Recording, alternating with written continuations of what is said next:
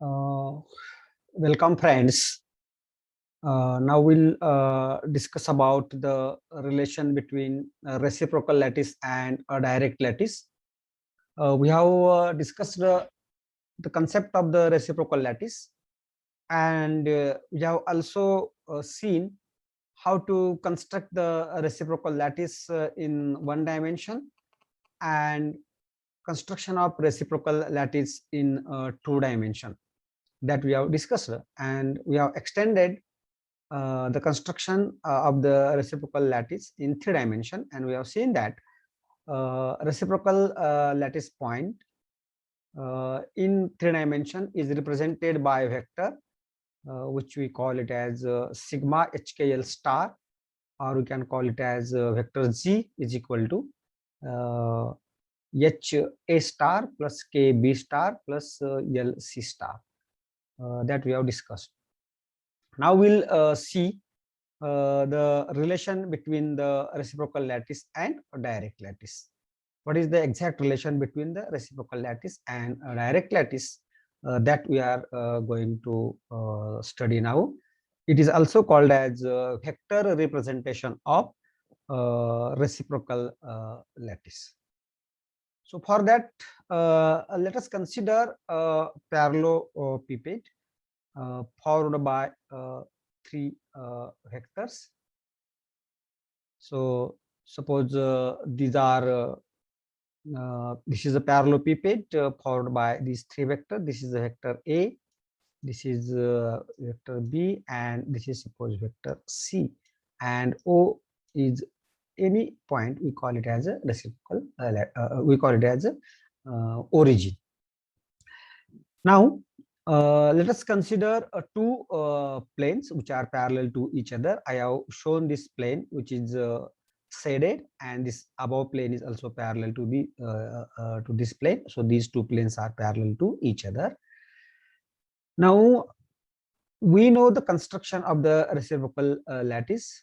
So for construction of the reciprocal lattice, we have to draw a normal to the to these two planes.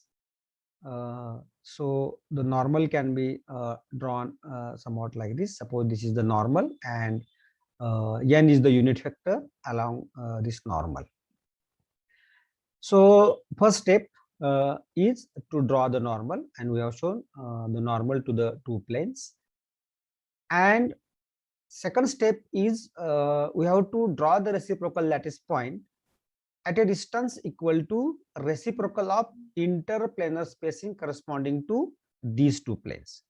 Obviously, the perpendicular distance between these two planes will be d1 0 0 1 0 0. This is the plane, so interplanar spacing will be d1 0 0, and we'll draw the reciprocal lattice point at a distance which is proportional to 1 upon d1 0 0, and that reciprocal lattice point we can shown like this. So this is the reciprocal lattice point OR, or reciprocal lattice vector, which is 1 upon d1 0 0, and we can call it as a asterisk or a star also. Now we have to find the relation between A and A star. So that relation we'll study. For that, we know that if you find out the volume of the this parallelepiped, which is the actually unit cell in direct lattice, then that volume is given as area of the base into the height. And obviously the area of the base is nothing but it is a parallelogram formed by two vectors B and C, and we know that the area of the parallelogram is given by the cross product of two vectors which form that parallelogram. So the parallelogram is formed by two vectors B and C. So vector B cross vector C will be the area of base, and obviously height will be OR, and that height is nothing but distance between two planes, and that is nothing but d1 0 0. Now the same volume can be calculated in another way. If you remember, then The physical significance of scalar product of three vectors is nothing but if the parallelepiped is formed by three vectors, vector A, vector B, and vector C as the three sides, then the volume of a unit cell is given by the scalar triple product of three vectors, and that is vector A dot vector B cross vector C. Obviously, you can write this by changing the product in cyclic order as vector B dot vector C cross vector A, or vector C dot vector A cross vector B. That things that we have studied in earlier standards. So we can equate these two volumes so that we can write this as vector B cross vector C into this D1 0 0 is equal to vector A dot vector B cross vector C, or we can write this as 1 upon D1 0 0 is equal to vector B cross vector C divided by vector A dot vector B cross vector C, and we'll multiply to this LHS by the unit vector, because it has a magnitude unit, and it is in the direction of the reciprocal lattice vector. So obviously this vector n divided by D1 0 0 or vector n into 1 upon D 0 0 is nothing but a reciprocal lattice vector. So it will be given as A star, this thing we have discussed.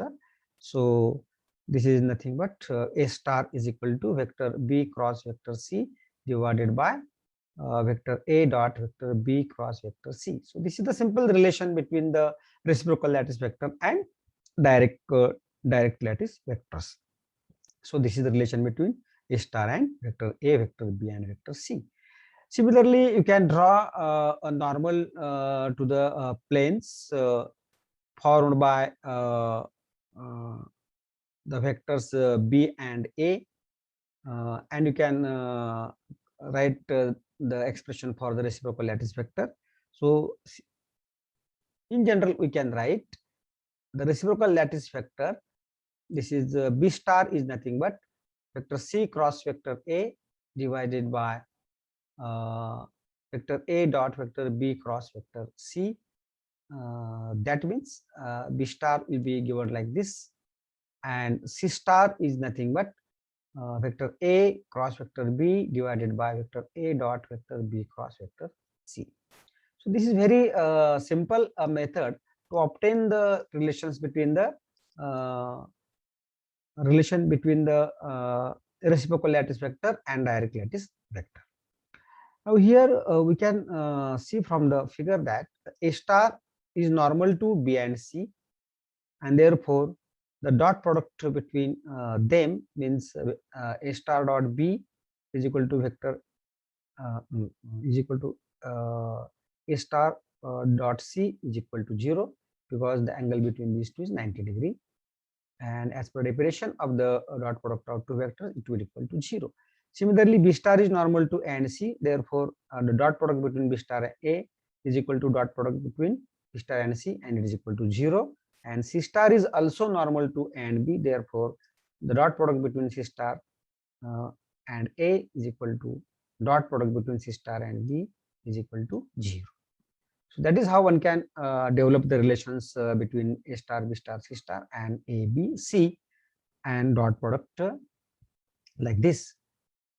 Now we will see that if you take the dot product of reciprocal lattice vector with a direct lattice vector, then obviously reciprocal lattice vector is given as vector B cross vector C by vector A dot vector B cross vector C dot A, and this is numerator is nothing but A dot B cross C, so it will equal to A.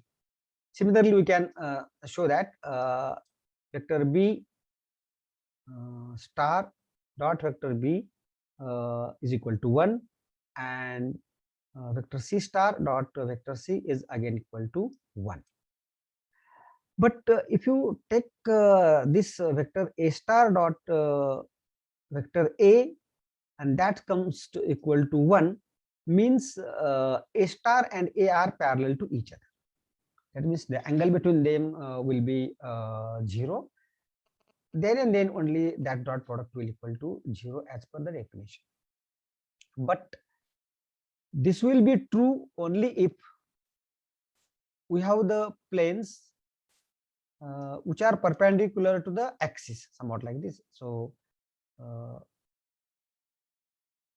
if you take this type of unit cell, then you will observe that in such a case the direction of A and direction of A star will be same in this case. But the unit cell that we have considered here, the A and A star, they are not parallel to each other.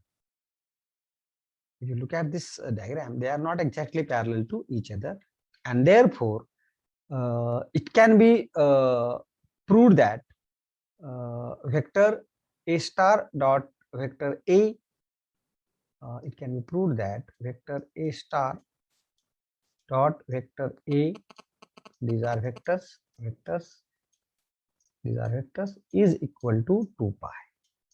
We are going to prove this in next slide.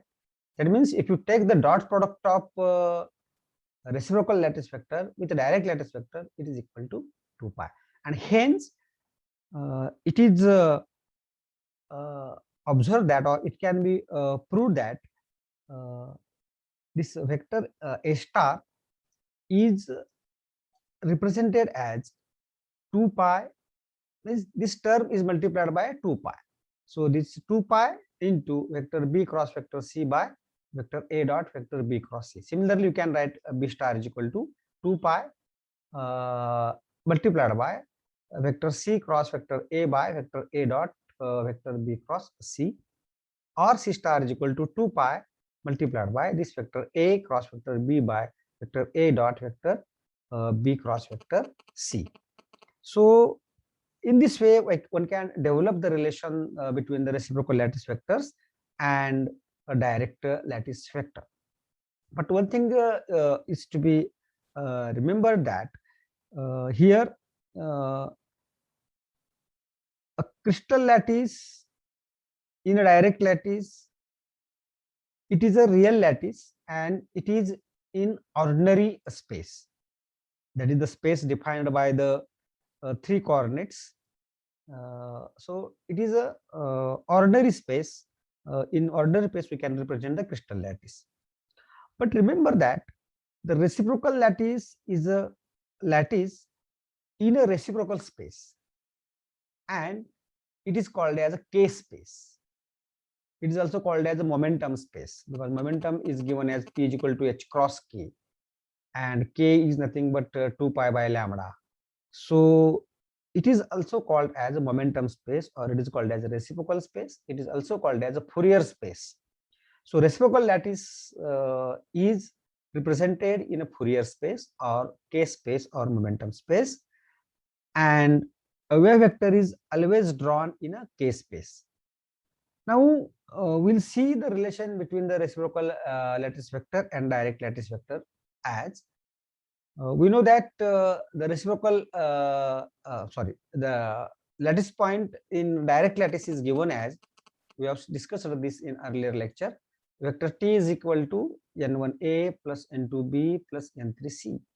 So that is how one can represent the direct lattice point. For example, if you have all these lattice points like this, like this, so then any lattice point can be represented by taking as arbitrary origin as this vector I am representing in this 2 dimension. It is represented as t is equal to, suppose this is a axis, so it is represented as t is equal to n1a plus n2b. In 3 dimension, it is represented as n1a plus n2b plus n3c.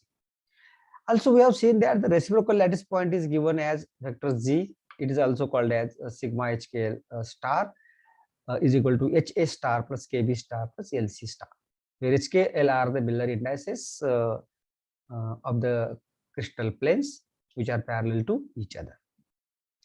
If you take the dot product of this vector t and vector z, then you will get this as h a star plus k b star plus l c star dot n1 a. All these are vectors. So n2 b plus n3 c. So if you take the dot product and you just we have seen that vector a star dot vector a is equal to 2 pi. All of the dot products they are 0, means vector a star dot vector a is equal to vector b star dot vector b is equal to vector c star dot vector c is equal to 2 pi. Other dot product they are 0. So you will get, after solving this, vector z dot vector t is equal to 2 pi into n1h plus n2k plus n3c. n1, n2, n3 are integers. HKL are also integers, and therefore we can write this as vector z dot vector t is equal to 2 pi into integer. So likewise, if you take the dot product of reciprocal lattice vector and direct lattice vector, it will be a multiple of 2 pi, and we can write in more specific manner as e raised to I gt is equal to 1, because e raised to I gt will be cos gt plus I sin gt, and gt is nothing but 2 pi multiplied by integer. So that will be cos 2 pi, cos 4 pi, cos 6 pi, and so on, and that value will be 1. So likewise, we can see how why that 2 pi multiplication factor is observed while representing the reciprocal lattice vector in terms of the direct lattice vector. Now remember, the concept of the reciprocal lattice point is very useful in understanding the Bragg's condition of X-ray diffraction that we are going to in next article. And it is also very important in introducing the concept of the Brillouin zone, because Brillouin zone is a very important concept in the solid state physics, and that we are going to discuss in next lecture. Thank you for watching this lecture.